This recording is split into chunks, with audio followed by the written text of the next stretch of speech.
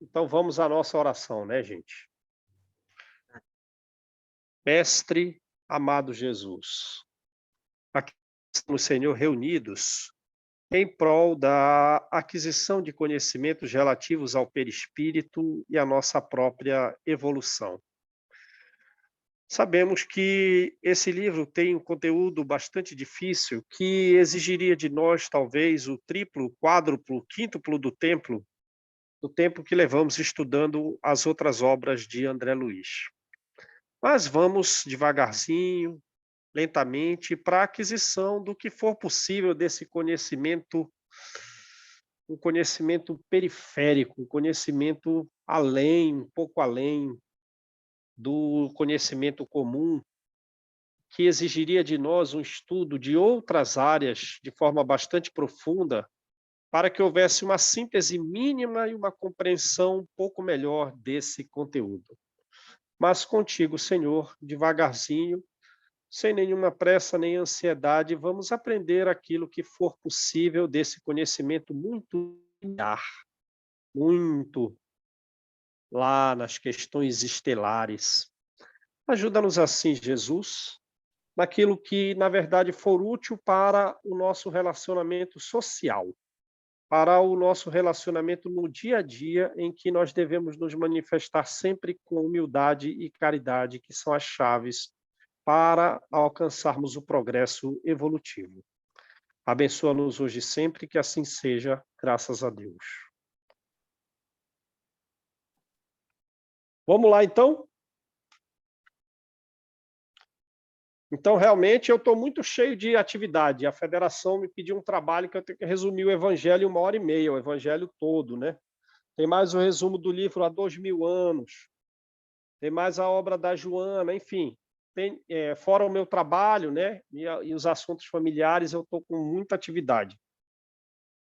E olha que eu fiz engenharia numa faculdade bem difícil do país, mas para aqui exige conhecimento de biologia, exige conhecimento de medicina, né? Que não é a minha área, eu sou da área de engenharia. Então a gente vai aos poucos, e ele resume num parágrafo capítulos inteiros de livros de biologia. Ele resume num parágrafo 600 milhões de anos de evolução. Então vejam bem aí como é que fica a coisa. Então João, vamos devagar.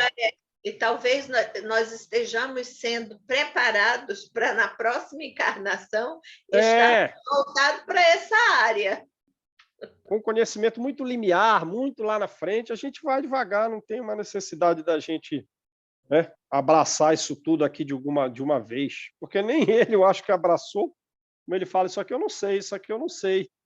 Aí outros pontos ele diz assim, né, ele toca muito superficialmente, fazendo um resumo de coisas muito longas. Então vamos lá. Bom, nesse capítulo 2, o que a gente estudou aqui? A gente estudou que o corpo mental é dele que se origina o perispírito e depois para o corpo físico, né? E que após a morte, a estrutura perispiritual em relação ao corpo físico, quando está no corpo físico, tem alguma modificação, principalmente na área genésica e na área nutritiva, né? Certo? Foi isso que a gente leu desse capítulo 2. Então vamos lá. Todas as alterações que apresenta depois do estágio berço-túmulo, todas as alterações que apresenta depois do estágio aqui na Terra, depois do desencarne, Desculpa, João, eu verificam. tenho que perguntar aqui, que eu não olhei antes aonde que a Malu marcou. Aonde que está? Qual capítulo? A gente está no terceiro parágrafo do capítulo 2. Ah, está no 2, tá. Terceiro parágrafo, tá. Terceiro parágrafo do capítulo 2. Beleza. Obrigada. Beleza, maravilha. Então, todas as alterações verificam-se na base da conduta espiritual da criatura que se despede do arcabouço terrestre para continuar a jornada evolutiva nos domínios da experiência. Bom, então o que a gente vê? Pessoas que pouco se modificaram, que poucos estudaram, né? Que procuraram não praticar a humildade, a caridade, um relacionamento com as demais, com o caráter de fazer com que os outros progredissem.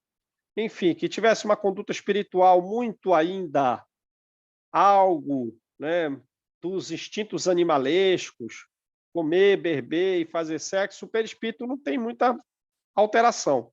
Mas aquele que se esforçou diariamente, fez o esforço, principalmente nos relacionamentos sociais, nos estudos, nas orações, aí sim, a modificação dele tem um caráter mais profundo e está sempre, então, vinculada a essa mudança, à nossa conduta espiritual durante a vida, né?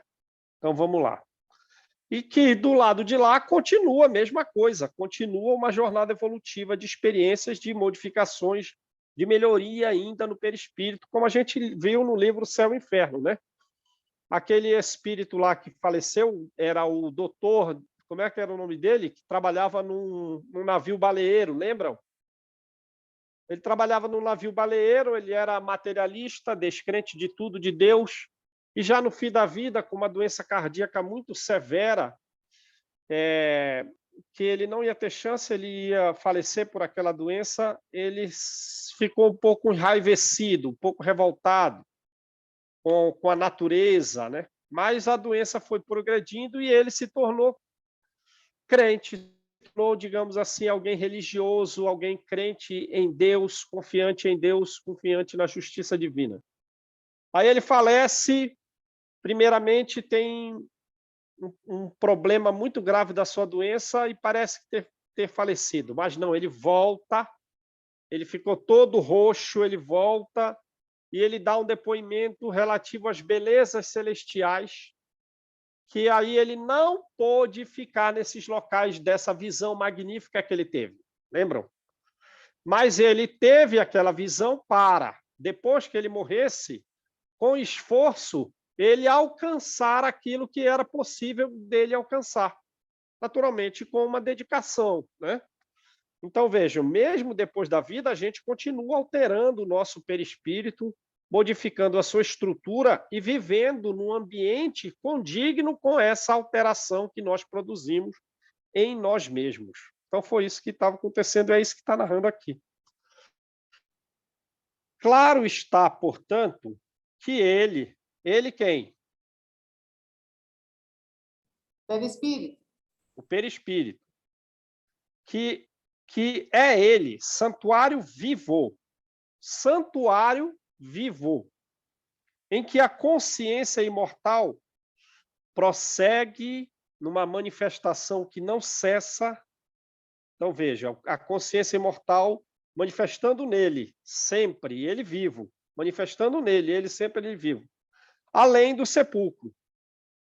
Ele é formação sutil, então ele é delicado, de formação delicada, bem rarefeita, né? Sutil, urdida, tramada em recursos dinâmicos. Então você tem que ver, o perispírito não é tipo uma fotografia. Se a gente fosse capaz de ver um perispírito, não é uma foto assim parada. Eles são fluidos, recursos dinâmicos, em movimento sempre. Em movimento, aquelas partículas que formam o perispírito em movimento. Extremamente poroso, então muito poroso. Absorve energias alheias, né? Repele energias alheias, doa a sua própria energia, e plástico, então ele se modifica. E plástico, ele pode ser expansivo, pode ser luminoso, se tornar rarefeito, se tornar denso, se tornar compacto. Então ele é plástico, pode mudar de forma, tem cheiro, tem cor, tem tudo. Em cuja tessitura, em cujos tecidos, as células. Então vejam que o perispírito tem células. Lembram das células?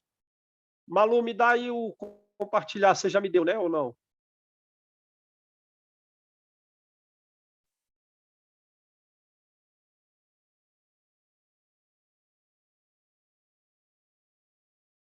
Vamos ver, eu estou sempre apanhando um pouco aqui dessa projeção de figuras.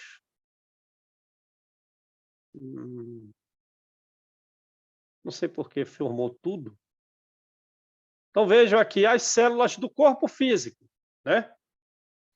As células do corpo físico, do perispírito, tem que ter alguma relação com essa. Tem que ter alguma semelhança com a célula do corpo físico, naturalmente, com modificações principalmente na relação da sutileza, da plasticidade, da porosidade. Mas essas células, né? Noutra faixa vibratória, em face do sistema de permuta, visceralmente renovado, em face do sistema de trocas, visceralmente renovados. Então, a gente está sempre intercambiando. Faço oração por alguém aqui, aquela pessoa recebe a minha energia perispiritual.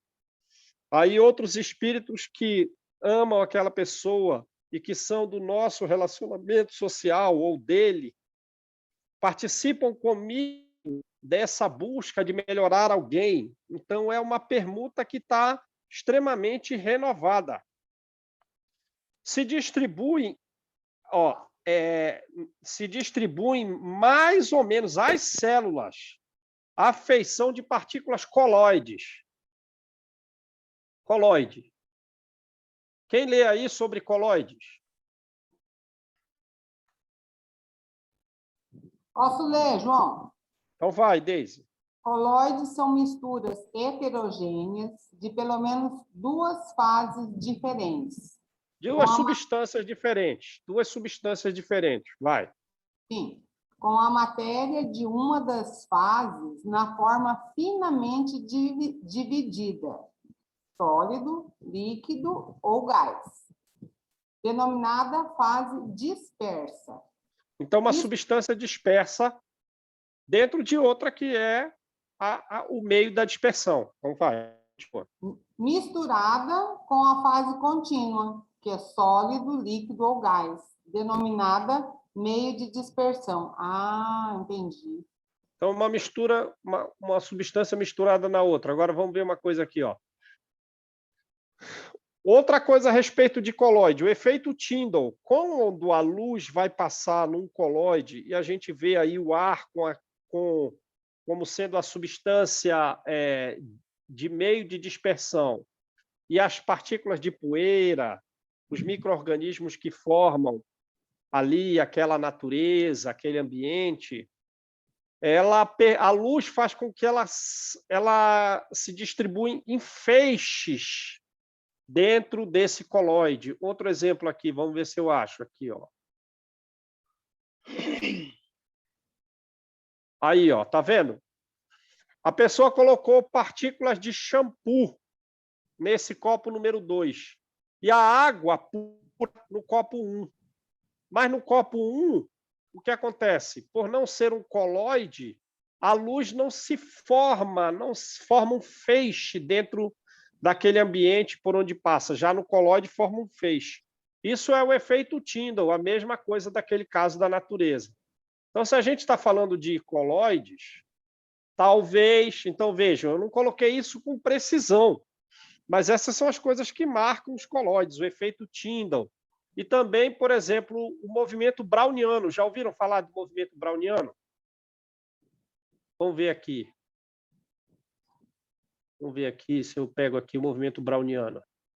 Quer dizer, não é bem o movimento browniano, mas se falou de coloide, falou do movimento browniano. Vamos ver aqui, ó. Um trecho aqui, ó. Várias partículas aí, e elas se batendo uma na outra.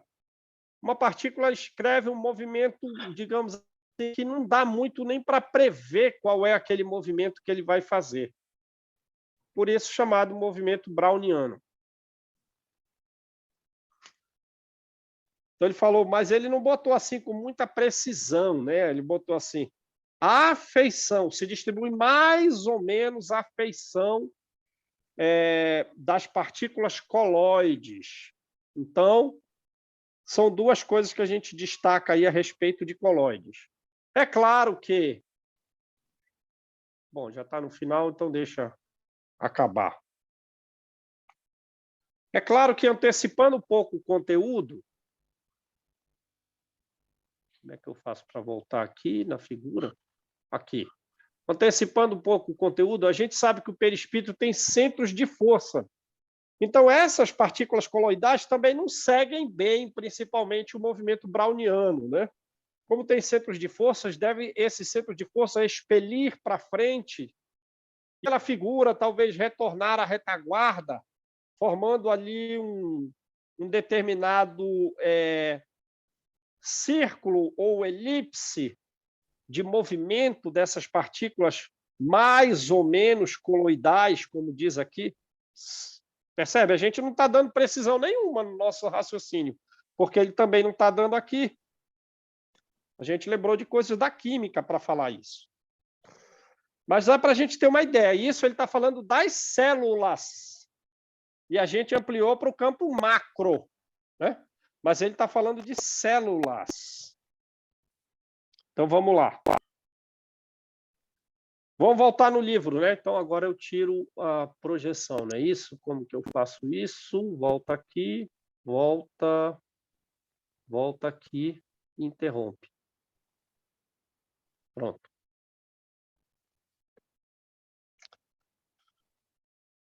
Então, só para ter uma ideia, das células, noutra faixa vibratória se distribui mais ou menos a feição de partículas coloides.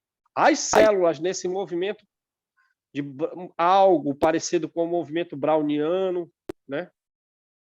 As células do perispírito, que deve ter alguma relação com as células do corpo físico, né? E a gente mostrou uma célula genérica ali, porque a gente sabe que o corpo físico tem células especializadas, muitas células especializadas. O perispírito deve ser a mesma coisa, é a matriz, né? Com a respectiva carga elétrica, comportando-se no espaço segundo a sua condição específica e apresentando estados morfológicos, estados com relação à aparência externa, com relação à forma, conforme o campo mental a que se ajusta. Aí variou até, não sabemos, né? Uma pessoa muitíssimo evoluída, um espírito crístico, como é o estado morfológico das células, dos fluidos do seu perispírito? Agora, alguém mais próximo de nós, que não evoluiu tanto, fica mais fácil da gente entender, né? Eu vejo aí a dificuldade que a gente vai ter que ir no estudo desse livro bem devagarinho. Mas também, já sabendo, a gente não vai ampliar tudo, saber tudo a respeito disso. É um conhecimento muito linear, muito lá da fronteira. Então, vamos lá. Centros vitais. Aí é aquele que a gente já mostrou, né? Estudado no plano em que nos encontramos, então, o plano espiritual, na posição de criaturas desencarnadas, o corpo espiritual, ou psicossoma, ou perispírito, então veja, ele criou um adjetivo aí para perispírito, psicossoma. O corpo espiritual, ou psicossoma, ou perispírito, é assim, o veículo físico relativamente definido pela ciência humana, com os centros vitais, que essa mesma ciência, por enquanto, não pode perquirir, não pode reconhecer. Então, vamos mostrar a figura de novo, do perispírito com os centros de força. Quem lê aí, gente, a respeito aí dos centros de força?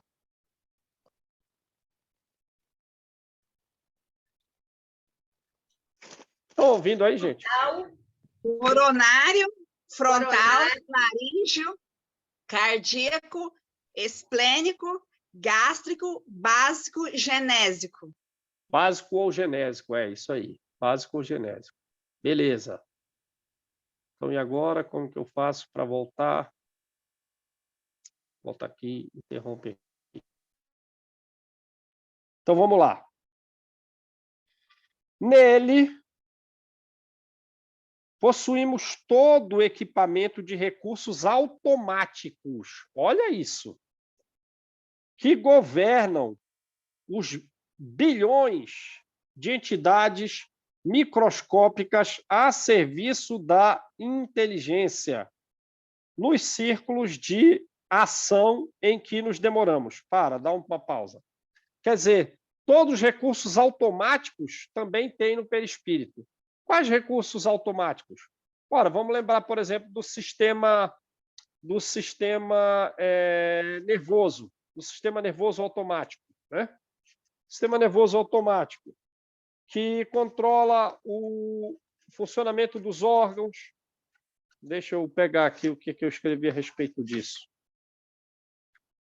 De forma independente da vontade, por isso que é automático. O espírito também tem, né?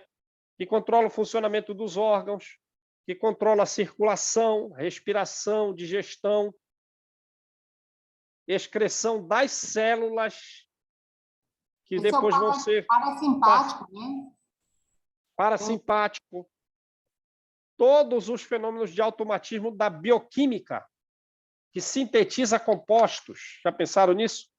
Todo o metabolismo basal, das células que combatem partículas infecciosas. Você, quando pega uma virose, pega uma infecção bacteriana, ou até mesmo de vermes, você tem o comando consciencial de dizer, vamos fazer com que ocorra o combate.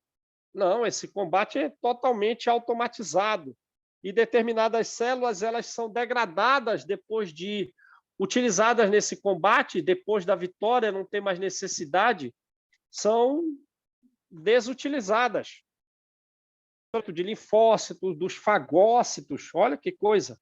Perispírito tem a mesma coisa, ó. Nele possuímos todo o equipamento de recursos automáticos que governam os bilhões de entidades microscópicas a serviço da inteligência nos círculos de ação em que nos demoramos. Recursos esses adquiridos vagarosamente pelo ser. Quer dizer, quando foi que a gente adquiriu toda essa capacidade? Até mesmo do combate de fagócitos e linfócitos quando há uma infecção bacteriana, uma verminose, uma infecção viral na gente. Isso tudo, esses automatismos, nós adquirimos quando? Em milênios e milênios, ou seja, em milhões de anos. Recursos esses adquiridos vagarosamente pelo ser, em milênios e milênios, em milhões de anos, de esforço e recapitulação. Percebe a necessidade de a gente estar sempre recapitulando conteúdos? De esforço, de avanço, que é o que a gente faz aqui. Um esforço para tentar entender esse livro, e depois tem que recapitular as partes, como a gente fez no livro Ação e Reação. Recapitular recursos adquiridos vagarosamente nos múltiplos setores da evolução anímica, da evolução da alma. E como o corpo físico também tem esses automatismos, o perispírito também tem esses automatismos. Então, veja. E é assim, esforço e recapitulação, esforço e recordação, esforço e recordação para aquisição de fato desses recursos automáticos. Ora, eu queria já ter uma capacidade de ter, digamos assim, de praticar o bem espontaneamente, mesmo nas situações mais adversas, nas situações mais inusitadas. Quer dizer, eu estou aqui, estou muito bem, aí, de repente, uma pessoa, numa circunstância qualquer, me fere e eu não me sinto ferido. E eu me derramo em compaixão pelaquela pessoa de forma automática, sem nem necessitar orar, sem nem necessitar... Fui ferido, tenho que orar para perdoar, para tentar me manifestar de forma que o tom de voz não se altere. Pelo contrário, eu quero que o tom de voz ficou mais amoroso ainda. Percebe? Isso que tinha que ser automatizado para a gente, e é o que vai ser no passar do tempo, né?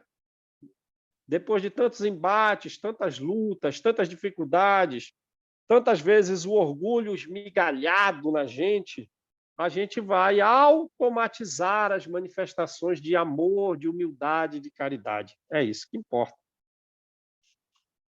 É assim que, regendo a atividade funcional dos órgãos, relacionados pela fisiologia terrena. Nele identificamos, aí nós já lemos, né? O primeiro deles, o lá no alto. Estão lembrados da imagem ou precisa projetar de novo?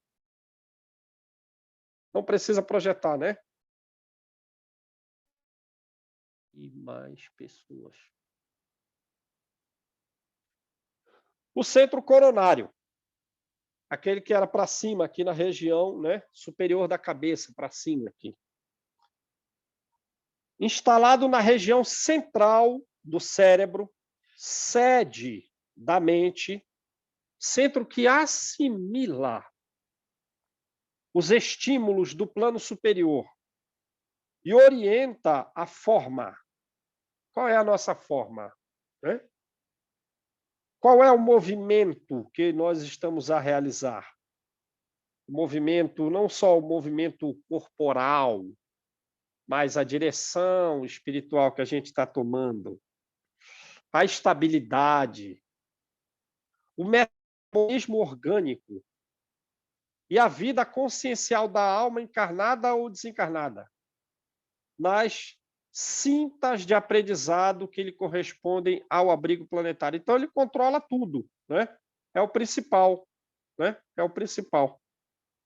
O centro coronário supervisiona ainda os outros centros vitais que lhe obedecem ao impulso procedente da alma, procedente do espírito, assim como as peças secundárias de uma usina respondem ao comando da peça motor de que se serve o tirocínio, de que se serve o aprendizado, de que se serve a vontade do homem para concatená-las e para dirigi-las, né? Percebe bem? Hora de levantar, hora de beber uma água para manter a estabilidade, o metabolismo orgânico, hora de se alimentar. Aí qual é a alteração que há no centro gástrico? Quando o centro coronário diz para o gástrico é hora do almoço, e o almoço já regendo os órgãos, né, que vão receber aqueles fluidos, é isso que ele faz. Desses centros secundários, entrelaçados no psicossoma, entrelaçados, né, como a gente viu no livro Ação e Reação, entrelaçados, né? Lembram que era pelo sistema nervoso, não era isso? Pelo livro Ação e Reação falava que eles estavam ligados a esses centros de força pelo sistema nervoso, que deve ter o correspondente no perispírito, né? E, consequentemente, no corpo físico, por redes plexiformes, pelos plexos, pelos emaranhados lá do sistema nervoso, destacamos, primeiro, o centro cerebral. Quer que projete a imagem de novo ou não precisa?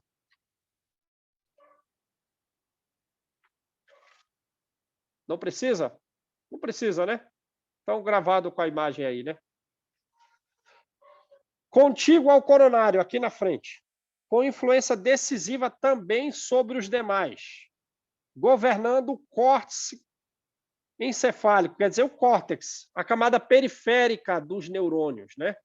Os neurônios formam uma camada periférica, a parte principal das células neuronais estão todas unidas no córtex, ali relacionadas no córtex. Então, ele está falando dessa camada que obedece ao centro cerebral para sustentar os sentidos, para sustentar a visão, o olfato, paladar, audição, tato, marcando a atividade das glândulas endócrinas, marcando a produção dos hormônios, né, pelas glândulas endócrinas. Lembram dos hormônios? A hipófise, a pineal, timo, tireoide, renal, pâncreas, ovário e testículos. Vamos filmar aqui. Então, o centro cerebral, vamos ver aqui como que eu faço para aparecer. Aí.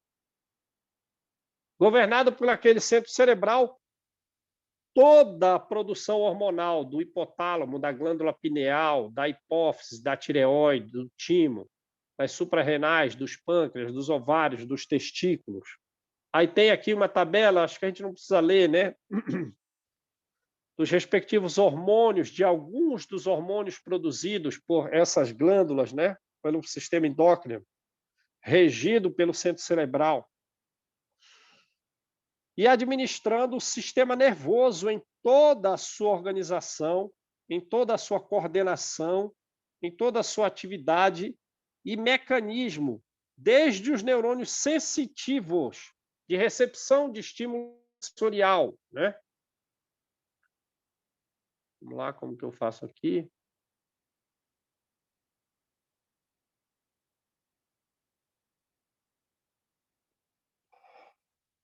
Quente, frio, alguém me tocou. Os neurônios sensitivos e as células efetoras, essas que fazem o combate, né? Então, tudo regido pelo centro cerebral. Olha só que coisa, né? As células que fazem o combate dos linfócitos, os fagócitos para combater as infecções. O centro laríngeo, controlando notadamente a respiração, controlando notadamente a fonação.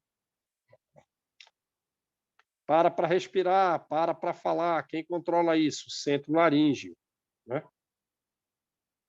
O centro cardíaco, dirigindo a emoção. Para alimentar também. É para alimentar, né? Já que é respiração, né? O centro cardíaco, dirigindo a emoção, a emotividade e a circulação das forças de base, né? O centro cardíaco, as forças de base, né? Controlando tudo ali, o sangue, quais são as substâncias sanguíneas, qual é o sódio, quanto gás, quanta glicose, coração bombeando tudo ali. O centro esplênico, no baço, determinando todas as atividades em que se exprime o sistema hemático do sangue, dentro das variações do meio e do volume sanguíneo, né? Controlando ali quanto que é de energia que tem no sangue, de glicose, e agora vamos fazer essa glicose pela insulina entrar nas células, né? Ou o glucagon, daquelas energias armazenadas, o glucagon emitido pelo pâncreas, que vai quebrar aquela reserva de energia para alimentar as células num período de não alimentação, de dificuldade. O centro gástrico, responsabilizando-se pela digestão e absorção dos alimentos mais densos, dos alimentos menos densos, que, de qualquer modo, representam concentrados fluídicos, penetrando-nos a organização. Né? Fluidos mais densos, fluidos menos densos, tudo controlando pelo centro gástrico.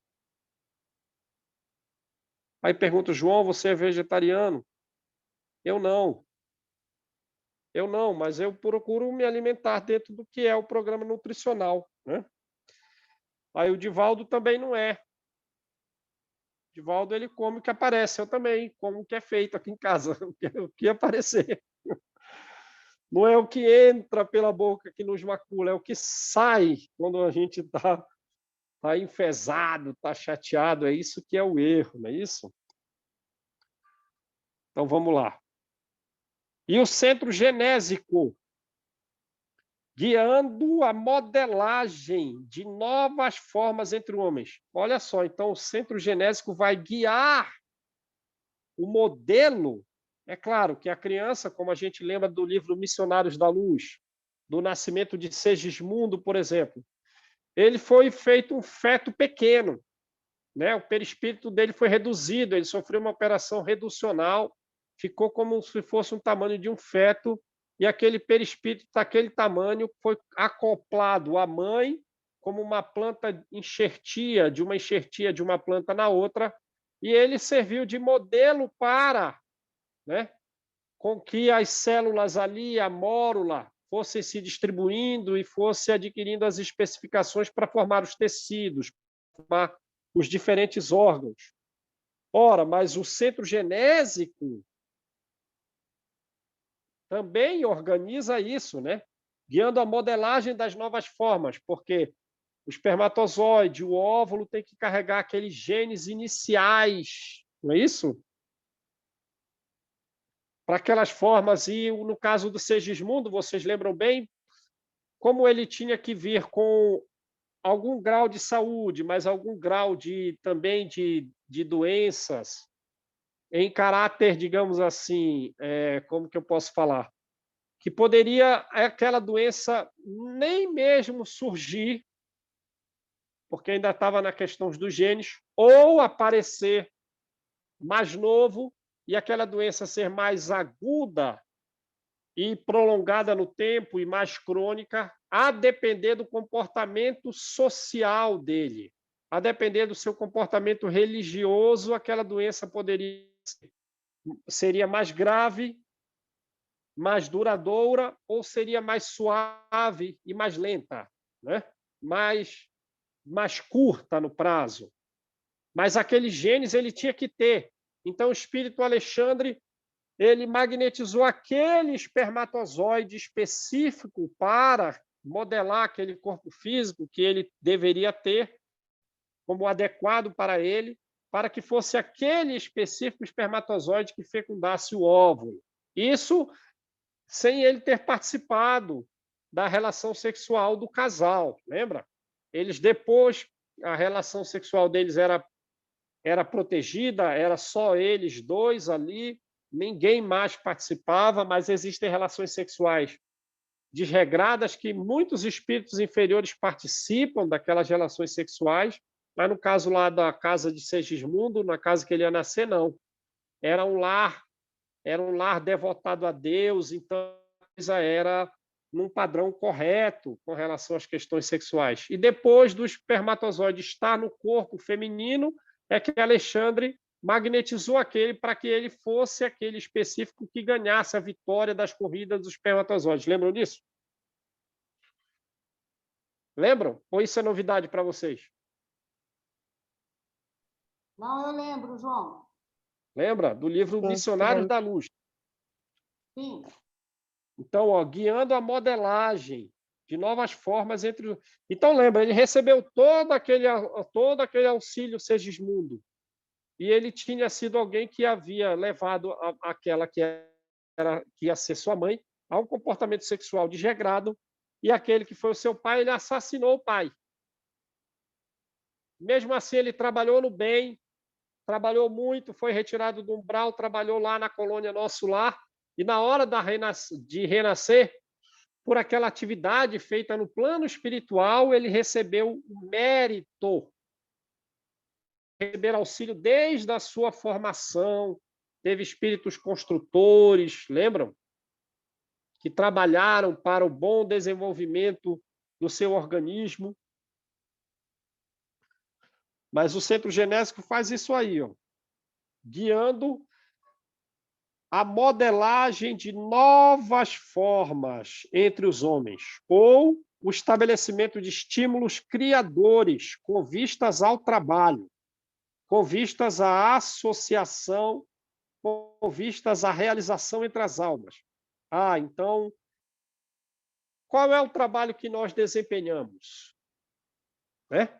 Quanto de trabalho nós desempenhamos? A gente pode fazer o trabalho do Divaldo, a gente pode fazer o trabalho do Haroldo, do Alberto Almeida? Não. Mas é que o centro genésico deles é mais evoluído que o nosso. E não só o genésico, todos os centros deles, né? Todos os centros espirituais deles são mais. Então, ele tem estímulos criadores com questão relativas ao trabalho, às pessoas com quem eles se associam e a forma como se associam. Né? Porque há quem esteja voltado para o adultério de todo tipo. De todo tipo. Mas outros não, eles se associam àquelas pessoas em função do bem, em função de trabalhar no bem, uma associação que eles sabem de antemão que será produtiva pelo seu maior desenvolvimento. Tem possibilidades de falhas, tudo bem, mas eles lutam também e seguem em frente, né? E a realização entre as almas, a realização, várias formas de realização entre as almas, né?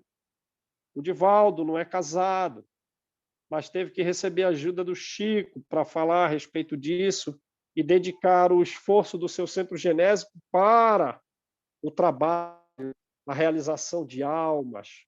Mas o Haroldo é casado, o Alberto Almeida é casado.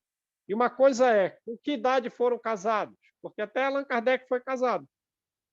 Mas depois de uma idade, como a gente sabe, mesmo o relacionamento daquelas pessoas que é casadas se torna um relacionamento de fraternidade, não é mais um relacionamento juvenil, não é isso? Então, o que importa ser casado se não é? Às vezes, aquela pessoa está ali com 40 anos, mas ela já tem um comportamento de fraternidade de alguém de 60, de 70 anos, bem evoluído. E é isso que vale a pena. Então, não importa se casou ou não. O importa é como é a forma de realização da alma. Porque até Gandhi foi casado. Ora, mas ele foi casado e se relacionou sexualmente com a sua esposa durante um ano? Digamos, um ano? E depois não? Depois viveu uma fraternidade imensa, como era aquela alma magnífica? Possível. Que quer dizer se foi casado ou não foi casado, não quer dizer nada. Então vamos lá. O centro coronário. Está tudo bem indo aí, gente? Está tudo bem indo até aí? Ô, João, eu tenho uma dúvida. Sim. Ele está Vai aqui que é colocando... dúvida minha também. Ó, não, é porque assim, eu acabo me perdendo. Ele está colocando o corpo espiritual, né? A formação sutil e tudo mais. Aí ele vem e fala dos centros vitais, ou seja, que nesse corpo sutil, então, né, ele fala que aqui, ó, é assim que regendo a atividade funcional dos órgãos. Então, esses centros vitais que vão reger as atividades funcionais deste corpo sutil. Sim, correto. Mas esses centros vitais, então, nós também temos, não temos? Temos. Então, foi aí que eu me confundi. Então, assim como funciona lá, funciona aqui. Exato. Também rege no corpo físico. Então. Também rege no corpo físico, porque o corpo físico, lembra lá do primeiro parágrafo, o corpo físico vai ser uma cópia do corpo perispiritual. Então, aquela regência desse centro de forças que atinge o perispírito também atinge o corpo físico. E são coisas automatizadas, né? Sim, pode falar. Mas não é que existe nos dois. Os centros de força, eles estão no perispírito, refletindo. Regendo. Regendo. Ele não está em dois lugares, no corpo físico e no corpo perispiritual, só no perispírito, refletindo. Isso, entendi, agora eu entendi. Regendo. No corpo físico, se a gente lembrar do livro Ação e Reação, ele vai falar que esses centros de força se relacionam com as glândulas do sistema endócrino. Os centros de força se relacionam com a hipófise, com a pineal, com o timo, com a tireoide, com a suprarrenal, com o pâncreas, com os ovários e os testículos, lembra?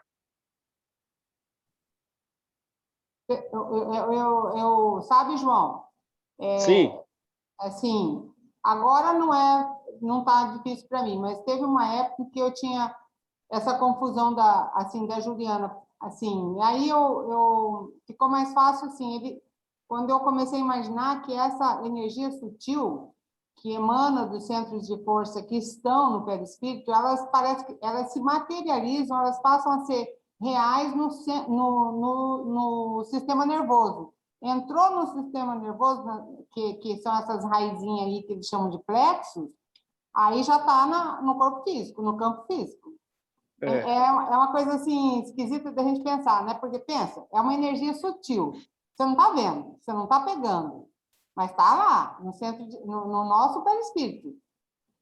Só que quando ela adentra no sistema nervoso, aí já é real, aí já está no campo hormonal da gente, no físico, né? Não é assim que funciona? O sistema nervoso também, vamos lembrar literalmente do livro Ação e Reação. O sistema nervoso serve de comunicação, de canal de comunicação entre esses centros de força, que também deve ter o canal de comunicação perispiritual, no perispírito, que relacionam esses centros de forças, e que esse canal no corpo físico é o sistema nervoso. Né? Beleza? Então, esses centros de forças regem tanto o funcionamento dessas células e órgãos no perispírito, quanto também no corpo físico.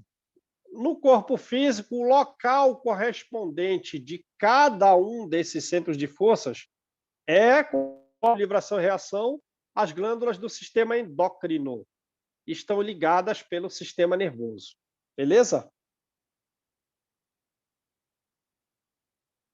Então, vamos lá. Centro coronário. Aí ele vai agora falar, eu creio que, um pouco mais do centro coronário, que é o principal deles, né? Temos, particularmente, no centro coronário, o ponto de interação, o ponto de influência, de ponto de influência recíproca entre as forças determinantes do espírito e as forças fisiopsicossomáticas organizadas. Então, de um lado, as forças espirituais e do outro, as forças do perispírito e do corpo físico. Então, ele é mais sutil, né? Mais sutil. Dele, do centro coronário, parte, desse modo, a corrente de energia vitalizante, formada de estímulos espirituais. Então, é um fluido mais sutil que parte do centro coronário. Então, vejam que está dando informações novas, coisas novas. Ele está falando de energia espiritual e não perispiritual, estímulos espirituais. Então, é uma energia mais sutil. Aí a gente volta e lembra. O corpo mental é a origem do perispírito, que é a origem do corpo físico, nessa ordem. E ele está falando aqui, ó. De um lado, forças espirituais, do outro, forças psicossomáticas, perispirituais e físicas. Desse centro coronário, então, o que a gente pode dizer é, parte uma energia mais sutil ainda. E é essa energia que é vitalizante. Ela é uma energia vitalizante, que dá vida. Formada de estímulos espirituais com ação difusível, com ação que se difunde sobre a matéria mental que o envolve. Então, desse centro parte uma energia mais sutil, relativa ao próprio corpo mental, né? Que envolve o centro coronário. Transmitindo aos demais centros da alma, aqueles todos que a gente leu, cerebral, né? O laríngeo, o cardíaco, o esplênico, o gástrico, o genésico, transmitindo eles. Os reflexos vivos de nossos sentimentos, das nossas ideias, das nossas ações. Tanto quanto esses mesmos centros, esses outros que lemos do cerebral até o genésico, daqui até o último, mais baixo, interdependentes entre si,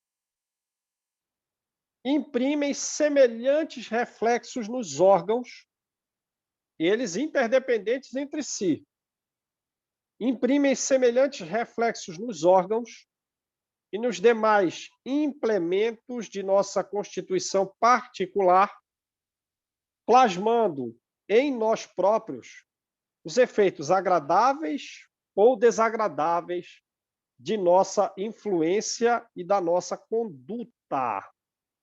Então, vamos fazer uma revisão, que essa é uma informação novíssima, que poucas pessoas espíritas conhecem isso aí. Novíssima. Pelo menos para mim foi nova. O centro coronário, dele parte uma energia que ela vitaliza a própria energia do corpo mental. Então, ela é sutilíssima, que a gente já chama de energia espiritual e não perispiritual. Transmite para os demais centros. Qual é o nosso sentimento? Então, esses centros vão ficar. Fiquei chateado, fiquei enraivecido, estou amoroso, estou confiante, estou temeroso. Para os outros centros, essas energias vão, e elas são diferentes entre si. De forma que eu lembro que Baraduc, lendo o livro Perispírito de Zalmino Zimmermann, ele falava assim, né? Eu fotografei o medo, fotografei a raiva, tirando fotos dos corpos mentais. Das nossas ideias. Qual é a ideia? É positiva? Quais são as ações? Então, digamos assim, lembra do Evangelho segundo o Espiritismo? Perguntaram a Kardec assim,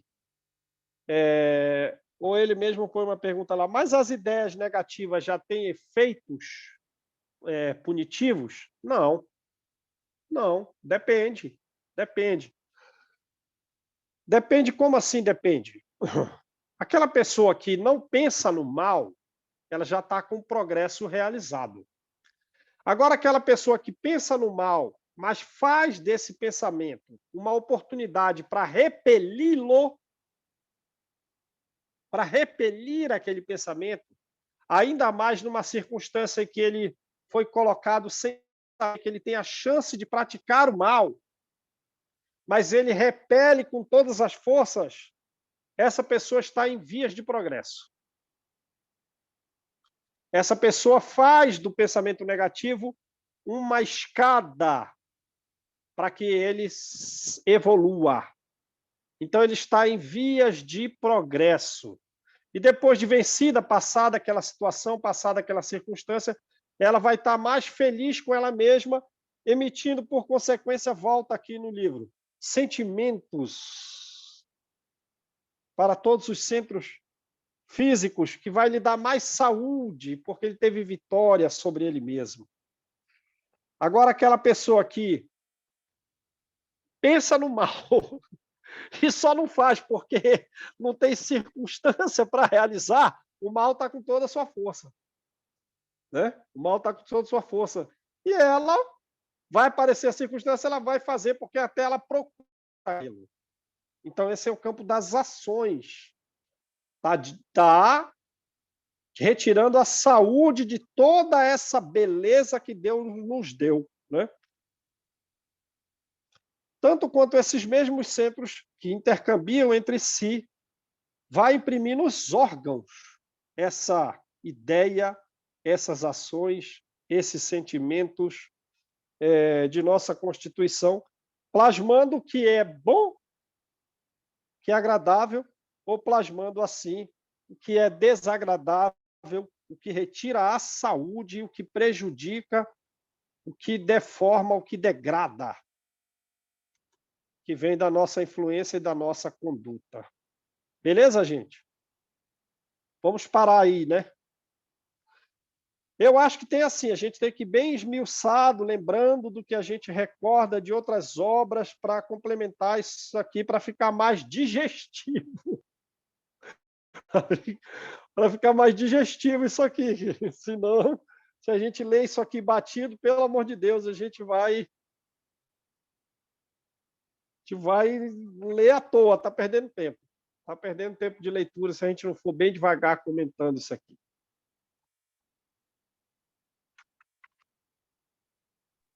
Por isso que quando a gente faz curso de passe, aí eles dão os chakras